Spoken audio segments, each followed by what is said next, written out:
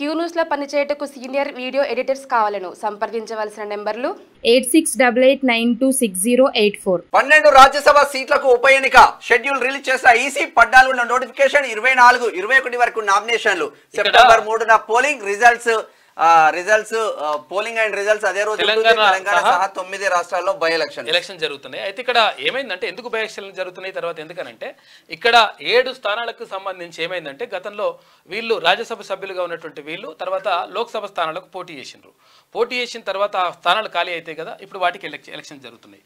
2 స్థానాల్లో రాజీనామా చేసిండ్రు. ఇప్పుడు ఉదాహరణకు చెప్పుకుంటే తెలంగాణలోనే అక్కడ ఎవరు అంటే కె కేశవరావు గారు అంటే బీఆర్ఎస్లో ఉన్నప్పుడు అంటే రాజ్యసభ సీటు దక్కింది. అయితే నేను బీఆర్ఎస్ నుంచి కాంగ్రెస్ పార్టీకి వస్తున్నా కాబట్టి నైతికంగా నేను నైతిక విలువలు పాటిస్తా అని చెప్పేసి ఆయన ఒక ఆదర్శంగా నిర్ణయం తీసుకొని ఆ పదవికి రాజీనామా చేయడంతో పాటు అంటే బీఆర్ఎస్కు రాజీనామా చేయడంతో పాటు నాకు ఈ రాజ్యసభ సీటు కూడా ఆ పార్టీ ద్వారానే వచ్చింది కాబట్టి దాన్ని కూడా రాజీనామా చేస్తానని చెప్పేసి తీసి అక్కడ కొట్టేసి వచ్చేసిండు.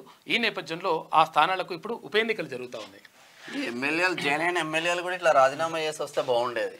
రాజ్యసభలో ఖాళీ అయిన 12 సీట్లకు ఉప ఎన్నికలు జరగనున్నాయి. ఈ మేరకు కేంద్ర ఎన్నికల సంఘం బుధవారం షెడ్యూల్ రిలీజ్ చేసింది. తెలంగాణలోని 1 స్థానంతో పాటు మరో 8 రాష్ట్రాల్లోని 11 స్థానాలకు ఎన్నికలు జరగనున్నాయి. అస్సాం, బీహార్, హర్యానా, మధ్యప్రదేశ్, మహారాష్ట్ర, రాజస్థాన్, త్రిపుర రాష్ట్రాల నుంచి 10 మంది సభ్యులు ఇటీవల లోక్సభ లోక్సభకు ఎన్నిక కావడం తెలంగాణ, ఒడిశా నుంచి ఒక్కొక్కరు తమ సభ్యత్వానికి రాజీనామా చేయడంతో ఈ స్థానాలు ఖాళీ అయిపోయినాయి. దీంతో ఇప్పుడు అక్కడ ఉప ఎన్నికలు జరుగుతాయి. క్యూ న్యూస్ లో పనిచేయటకు సీనియర్ వీడియో ఎడిటర్స్ కావాలను సంప్రదించవలసిన నెంబర్లు 8688926084.